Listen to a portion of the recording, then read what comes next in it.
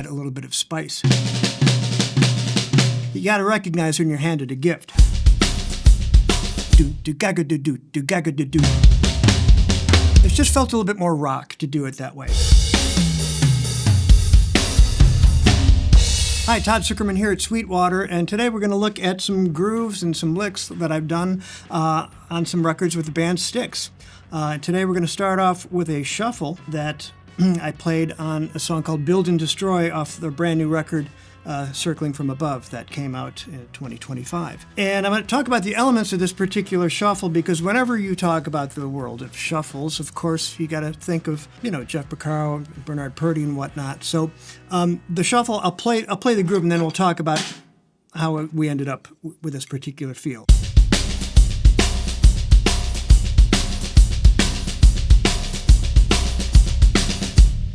When I was presented with the demo, the bass was playing goo-dum, doo-dum, doo-dum, doo-dum. And my first thought was to play the pickup note on the bass drum the way, say, like Jim Hodder did on Steely Dan's Reelin' in the Years, or Jeff Porcaro did on Black Friday, or Lido Shuffle with Boss Gags. But the do-do-do, do-do-do, do-do-do, do-do-do felt a little slick.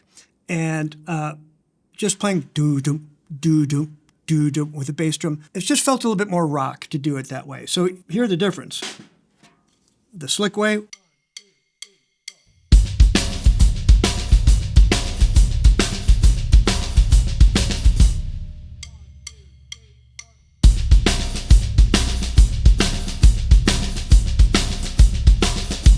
And the tricky part with this is playing ga-da-da, ga-da-da, 3 notes. So you get your backbeat, and then you immediately have 2 ghost notes playing after that.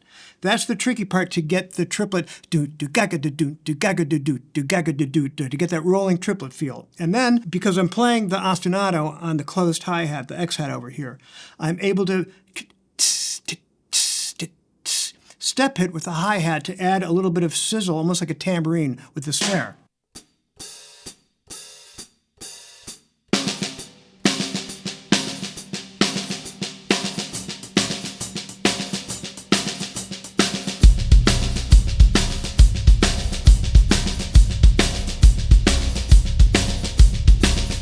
And that's the groove from Build and Destroy. On the track, Blue-Eyed Raven from the new record, Circling from Above, it was a really peculiar and strange piece of music. It was a little Mediterranean, a little flamenco, and it's definitely the sort of the strange standout on the record. Much like the track Boat on the River on Styx's 1979 Cornerstone record was a kind of an interesting foreign-sounding standout. But on this particular piece of music, the demo just had kind of a 2-step bass drum and a hi-hat with a tambourine, and it went like this.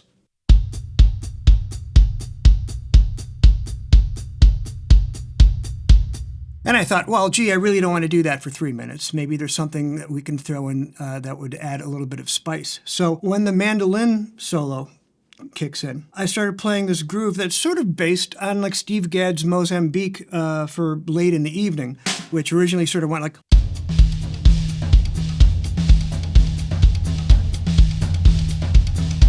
something like that. So I came up with this idea to play everything on the rims of the toms, add fast claps like,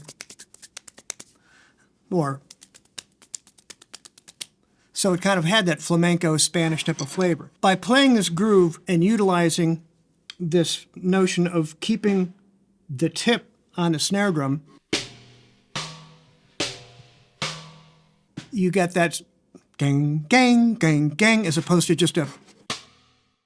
So I started messing around. I'll do it slowly first, like...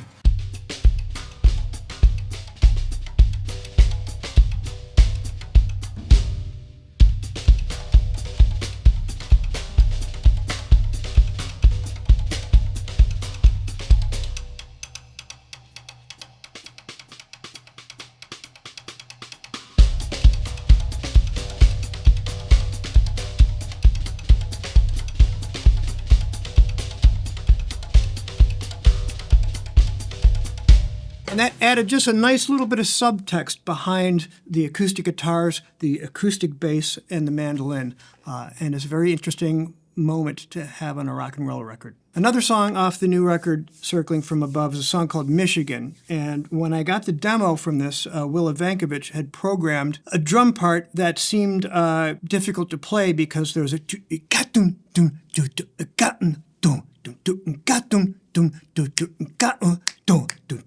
which almost had a little bit of a Ringo psychedelic vibe, and it was going down the toms, yet you still heard the quarter note on the hi-hat. So I thought, how do I approach this? Well, I can play that open-handed, because when you're playing open-handed, it leaves all this open for ideas here. You know, you think of Billy Cobham or Simon Phillips or Carter Beauford. And sometimes you have to realize when you're handed a gift from one of your bandmates with a cool idea, as opposed to just going, oh, no, I'll come up with my own parts. I have my own ideas. You got to recognize when you're handed a gift. So this part on Michigan in the chorus goes like this.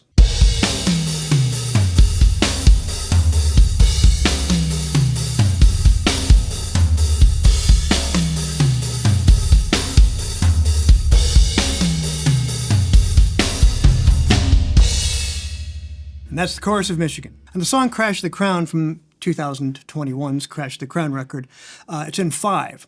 And the opening lick is basically what's known as a Bluzhduh, and I don't like that terminology. I like Gebluhzh, by the way. I'll go on record saying this. I don't like the term Bluzhduh, because Bluzhduh sounds Bluzhduh, Bluzhduh, Bluzhduh. Where Gebluhzh swings. Gebluhzh, Gebluhzh, Gebluhzh, Gebluhzh, Gebluhzh, Gebluhzh, Gebluhzh, Gebluhzh, Gebluhzh. So that's my little bit about that. But instead of playing the standard way that everyone seems to do, I play a flam, and I use 2 bass drum pedals, or the 2 bass drums, for the middle notes. So it sounds like this.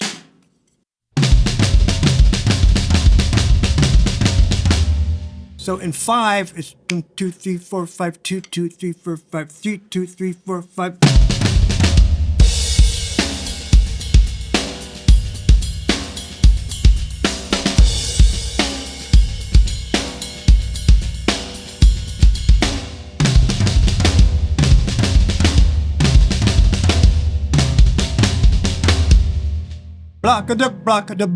So there you go.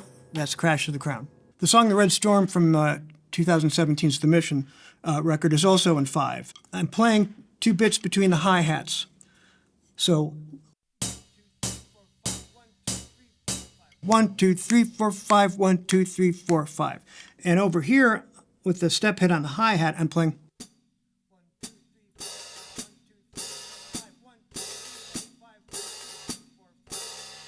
So the main bass drum snare drum ostinato is 1, 2, 3, 4, 5, 2, 2, 3, 4, 5. Doom, doom, doom, ga, doom, doom, doom, ga, doom, doom, doom, ga, doom, doom, doom, ga.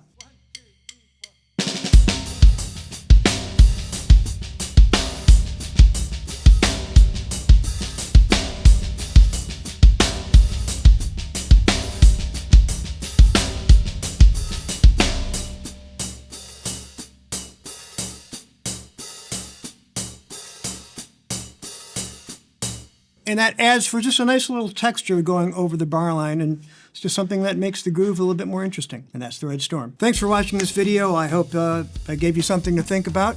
And thanks to everyone at Sweetwater for having me here on this great day and this great location. Cheers.